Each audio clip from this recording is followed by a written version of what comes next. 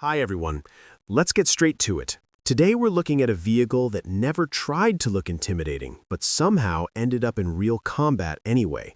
The Tatra OA VZ30, one of the strangest armored cars of the interwar period, and a perfect example of how engineering philosophy can clash with battlefield reality. The Tatra OA VZ30 was developed in Czechoslovakia at the end of the 1920s and officially entered service around 1930.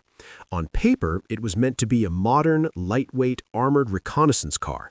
In reality, it became a rolling experiment that taught the Army a lot, mostly what not to do next time.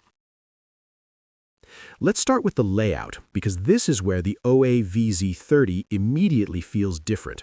It used a 6x4 wheel arrangement, not all-wheel drive. Power went only to the two rear axles, while the front axle handled steering. That already limited off-road performance, which is ironic for a reconnaissance vehicle expected to leave paved roads. It looked adventurous, but mechanically, it preferred polite terrain. The engine was a Tatra air-cooled inline four-cylinder gasoline engine with a displacement of about 1.9 liters.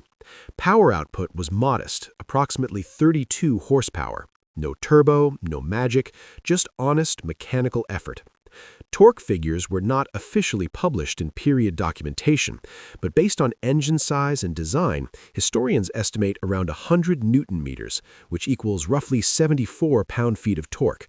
And yes, that explains a lot about its performance. Top speed on roads reached about 60 kilometers per hour, or roughly 37 miles per hour. Off-road, speed was more of a philosophical concept than a measurable number. The engine was reliable and simple, which was a big plus, but it struggled badly once the vehicle was fully loaded or climbing uneven terrain.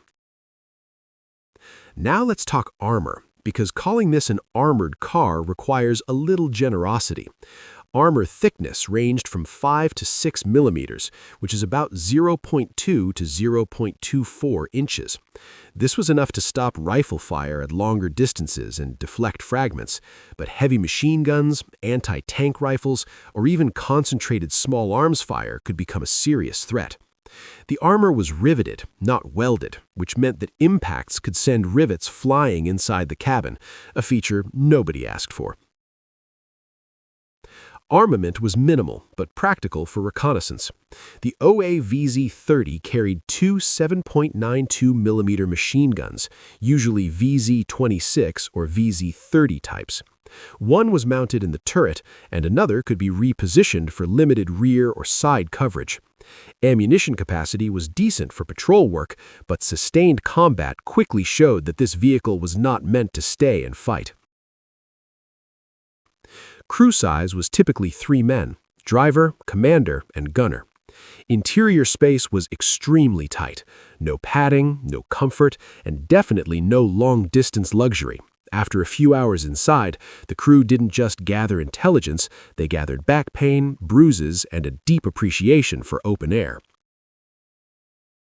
Dimension-wise, the vehicle was compact. Length measured approximately 4.0 meters, or 13.1 feet.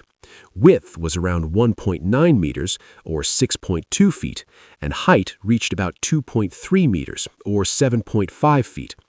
Compact size helped with concealment and transport, but it also limited internal space and stability. Weight came in at roughly 2.3 metric tons, which equals about 5,070 pounds. That low weight was supposed to improve mobility, but because of the drivetrain layout and limited engine power, the theoretical advantage didn't always translate into real-world performance. Now for the big problem: mobility. On firm roads, the OA VZ30 behaved acceptably. On mud, snow, sand, or uneven terrain, it struggled. The lack of front-wheel drive meant that once the front wheels lost grip, steering became more of a suggestion than a command. Crews often joked that the car would decide its own route regardless of what the driver wanted. Despite its flaws, the OA VZ30 did see real service. It was used by the Czechoslovak army during the 1930s and later saw action during the chaotic early stages of World War II. Some vehicles were captured and reused by other forces, mainly for internal security and patrol duties rather than frontline combat. In those roles, its weaknesses were less critical and its reliability became more valuable.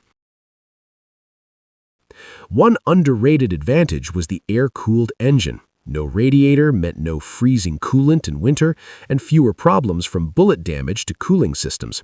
This was classic Tatra thinking, simple, robust, and unconventional.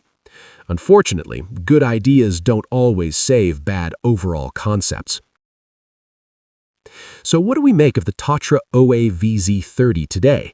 It wasn't a failure, but it wasn't a success either. It was a stepping stone, a vehicle that showed what was possible and what absolutely needed improvement. It taught engineers that armor without mobility is decoration, and reconnaissance vehicles must be able to escape as well as observe. And that's exactly why it's interesting. Not because it was perfect, but because it was honest. No propaganda monster, no unstoppable legend. Just a small armored car trying its best in a world that was about to become much more violent.